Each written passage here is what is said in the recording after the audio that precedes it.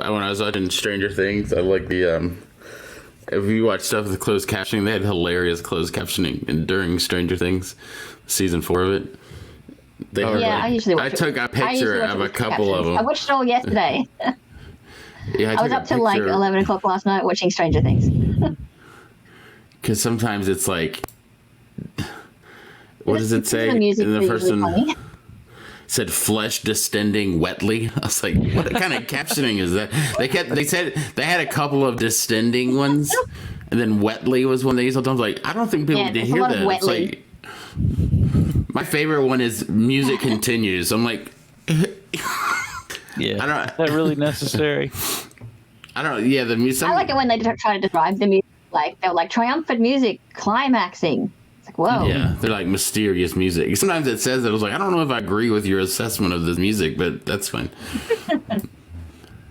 There's another one. Oh, here. What is it? It was hilarious. It was at the end. I took a picture of it because both these are good band names. Like Flesh Distending Wetly is a great, but this other one is Eldritch Power Thrumming. That's a caption. How the fuck? He's like, oh, Eldritch Power Thrumming. I like that they just wrote their own. I know. It's like that's the sound of Eldritch Power. I've heard it before. Yeah, finally. He was like, "What, honey? What is Eldritch Power?" Like, I can finally get this into my sound effects library. That's just a great caption. I've just never heard those before.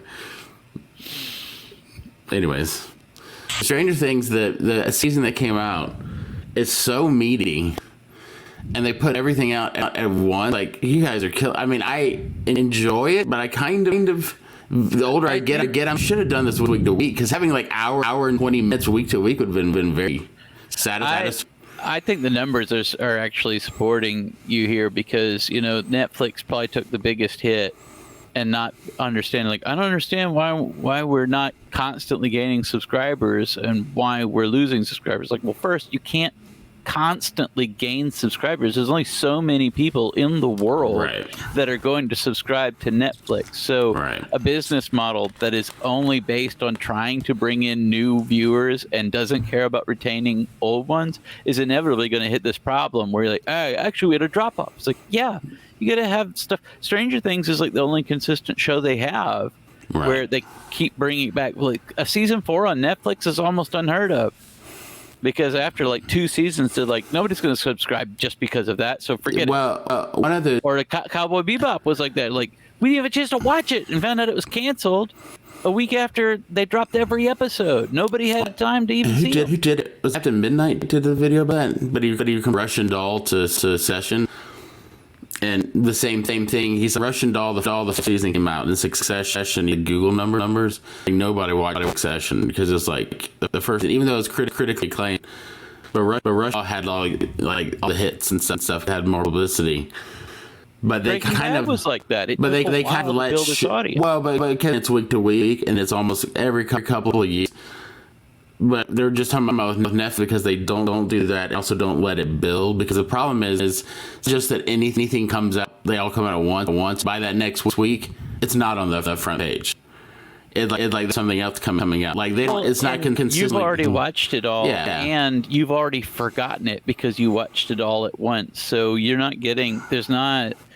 They're trying to do that. And with there's not that build up. There's not that people chatting about it. There's not that build up. There's not a billion. There's no content. It's all done. With each one of those Star Wars, with each of those Marvel and Star Wars episodes, it generates millions of dollars of money in the press, like just YouTube press of people doing. Because every one of those videos, they come out millions of views. Like, yikes! It means YouTubers are going to cover that stuff more, which means they're going to cover Netflix kind of stuff less, because like we had a super quick turnaround. But if we do a super quick turnaround, then we're putting our video out where not everyone has necessarily seen every episode. We're not all on the same page, so we have to observe the spoiler. And there's too much to cover to go that quick. And you're already big done with it video. You're going to have just a full overview. Because when I watch stuff, I usually like episode Kenobi, and then 12 hours later, the nighttime, I'll watch through like 5 or 6 like like reaction people that I like. I subscribe to. I'm like, oh, I want to like watch. But Stranger Things, those people are getting back to it and going through it. But I don't really care about watching this like because it's like I went through that journey. You know what I mean? I'm gonna go back to episode 1. It's like when you've gone past that point, you're just like I don't care anymore. Your Max headrooming real bad right now. I really. Yeah, maybe you should try to switch to the other mic. I mean, I know the difference in quality is. Oh my goodness. My biggest problem with the Stranger Things is we couldn't remember what happened in the last 2 seasons. We were like, are this and sometimes some of the very similar looking guys merged together in my head.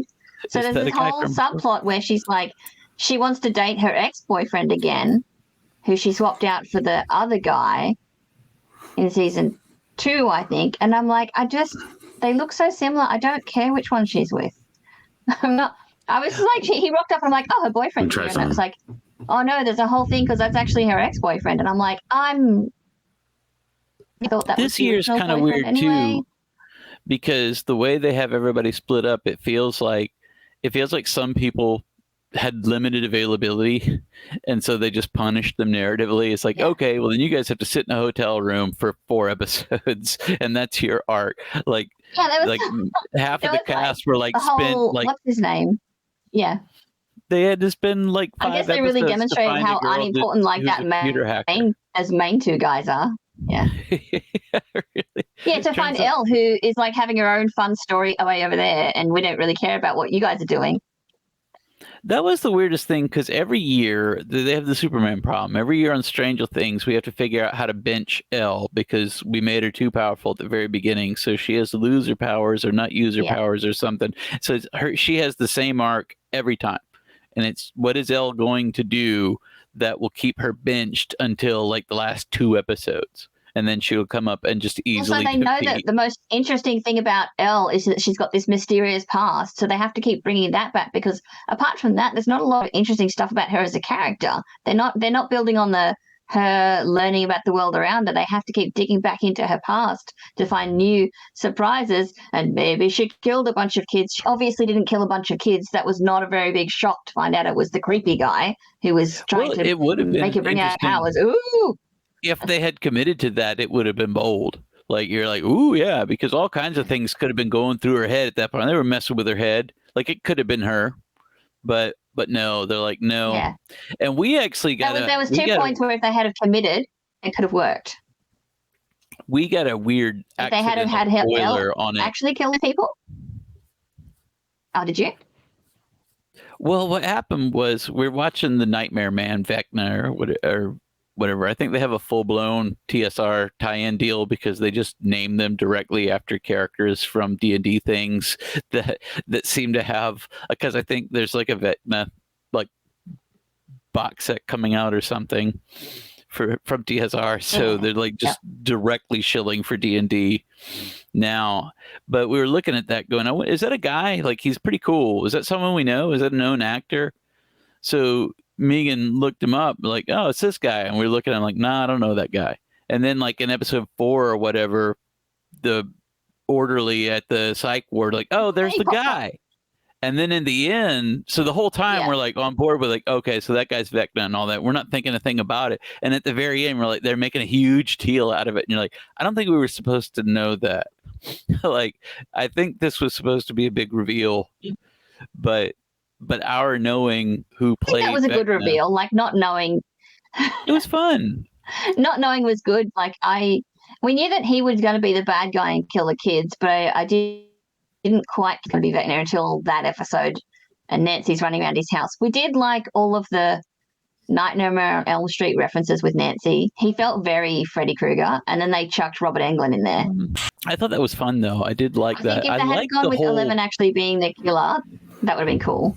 I reckon if they also had killed off Max, like they had that whole sequence where they had Max about to die, and I was like, oh, let them have the balls to actually kill her here. Do a barb to Max, and that would have broken everyone's heart. It would have been heartbreaking. But it would have been a blue, and it would have established. Well, I think it would have established a lot more of that tension. Whereas if they keep rescuing the kids all the time, we're not going to have that tension. Yeah, the stakes have gone way down. If that would have raised the stakes, then it would have been maybe. I think they did a good job of making you think she was going to die, though. They did. You know what I mean? Like, I think it was good. Not because I don't like it, but because I was hoping they had that. I was hoping that they were just going to do it. Well, I think they did enough of a job where it was when they went through it, and they even when she did survive, I'm like, oh, thank God. It wasn't like, oh, of course. I was more like, I don't know. You know what I mean? Like, I didn't feel. It was pretty tense. I thought it was effective in making you really feel for, like, that was more what impressed me. Maybe it's like they're probably not going to kill these kids, but watching it, I'm like, because I mean, obviously Eddie's going to die this year. Did you talk about what I was gone? Like, he's the one that he could survive, but if they're going to kill anybody and it's going to be heartbreaking, they're trying to make you fall in love with him, so he dies, and you're like, oh, still everybody's still alive. Yeah, but that even is a cop out because you can't. Sure. Well, I know that's a cop out. I'm not saying, but I'm just saying he's an all right character because he started out completely annoying. I can't imagine him the other characters dying though. One of the main kids dying. It feels like the seniors in high school are all played by 40-year-old men. Like, is that to sort of diminish the fact that all of the kids have grown up? Well, that's why I got kind of confused when it came back. I don't know if you guys mentioned this when I was going. Hopefully, I sound fine now. Restarted.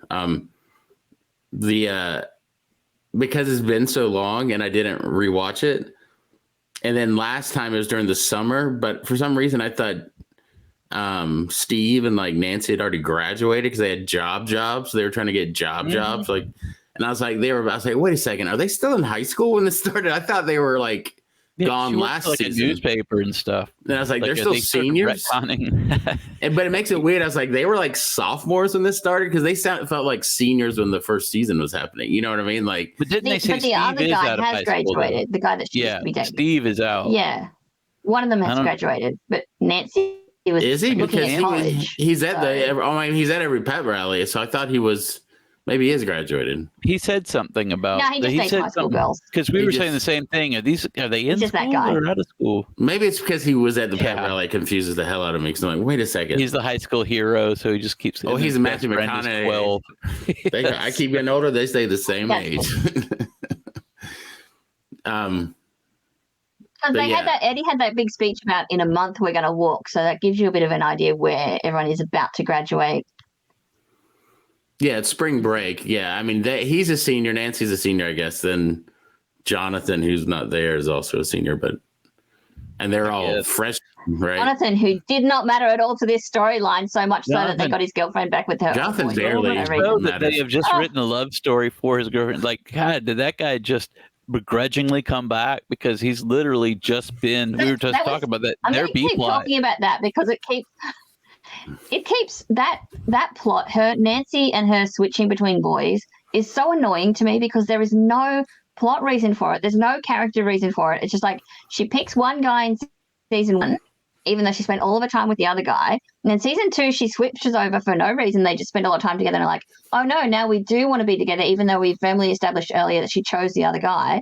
And then they're flipping it back again for no reason apart from the fact that they've been apart for a while. Yeah, I think it's a because it's love triangles don't work when there's not like definitive, like, you know, like with Jonathan, he just is the most uncharismatic kid sometimes. Just like this kid, I mean, he's fine and nice, but Steve's awesome. Steve's my favorite character because he's so sweet and he's like. Well, you can see why she chose Steve, and I wanted to stick with her having. But Steve's Steve. Like not. I think she should have stuck with Steve from the beginning. But Steve has all the potential in the world because he is attractive, but he's like a good guy, but he's also not. He plays dummy, but he's not a dummy. He's like a brave warrior, though. I love Steve because he's the one who'll take his shirt off and just jump into it. Like he is like the action star of the show. Yeah, he's great, but he's not like But Jonathan's like, I can't go to school because of my mom and stuff. Like, but what changed? How did that? But Jonathan is almost like Jonathan and the same issue. But Jonathan and Mike are almost the same sort of characters. Where like they're two characters like everything's a problem, and I don't care about them enough to like. You have some characters like Will, who is always a problem, but I feel bad for that kid. He's like a sweet kid. Always. He's clearly gay. Mike's lame. That's how uninvested I was. But Mike, I was like, Mike, Mike kid didn't grow up too cute. Like that Finn Wolfhard. I have no thing. He seems like a nice shit. He's not a nice. He seems like a nice kid in interviews and stuff too. He's not. They're a lot of all those kids are very pretty humble in like interviews and stuff.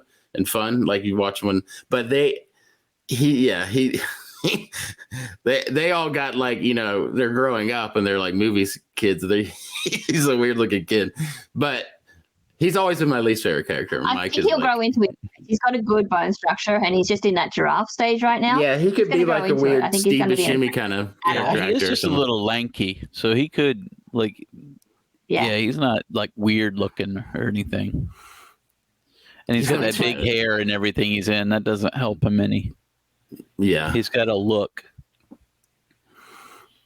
But that storyline in California, I feel not with Al, because it's interesting. The Al Hirsch stuff is cool, but with just those kids, it's like, unless they had that gun shootout, that whole storyline would have been nothing. And that was nothing because who are these guys? Why does this matter? It's just like there's a mindless action to keep you engaged in that B plot where it otherwise doesn't have any stake. It seems like a very extreme force. C plot, C plot, D plot, E plot. There was so many plots I couldn't figure out. Like there was the guy what Will and Mike were doing, and we didn't care about that. And then there was these weirdo teenagers who wanted to read about a satanic panic, and I didn't care about them either. I'm like, why do we need these guys being our danger zone if we've already got a freaking mind flare and psycho killers actually out there? Do we need an extra layer of, oh no, now I'm worried because some blonde the sort of social commentary they want to put in, but they shouldn't, because everything they have is sort of aesthetic nostalgia,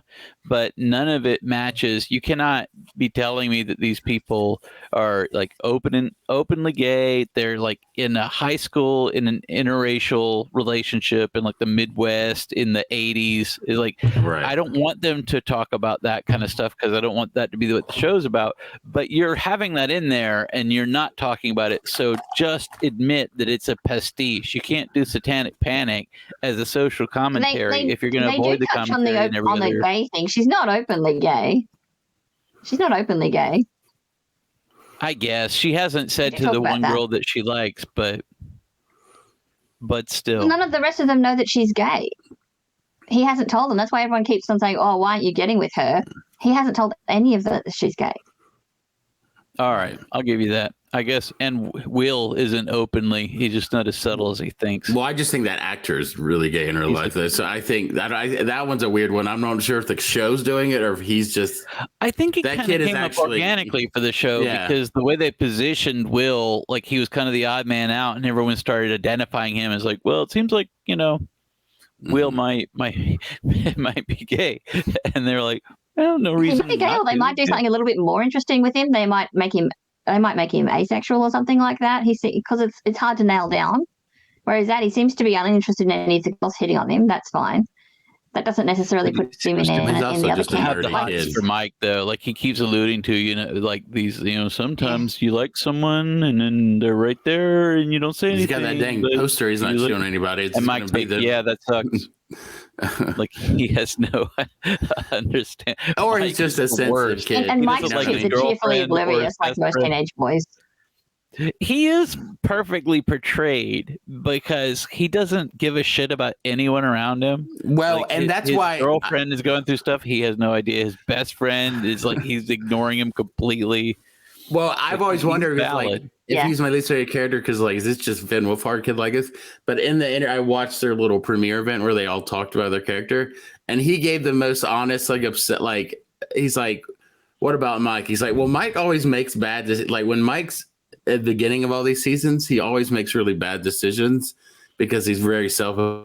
And he's like, and he only activates when he becomes part of the team. I was like, that was actually what he said. He's like, he's an asshole until they start getting into the final thing. I'm like, you just accurately. I was like, maybe he is acting. This kid's good. I was like, this is And that's probably the problem because they're all in that point where they're not working as a team right now. Right. Like they do. It has a CW vibe on this show because every season is the same where we just have to concoct a reason for them to be at odds with each other throughout the entire season, and then they come together at the end. But it's like you always find out about the common threat at the very beginning of each season. So what are we even talking about here?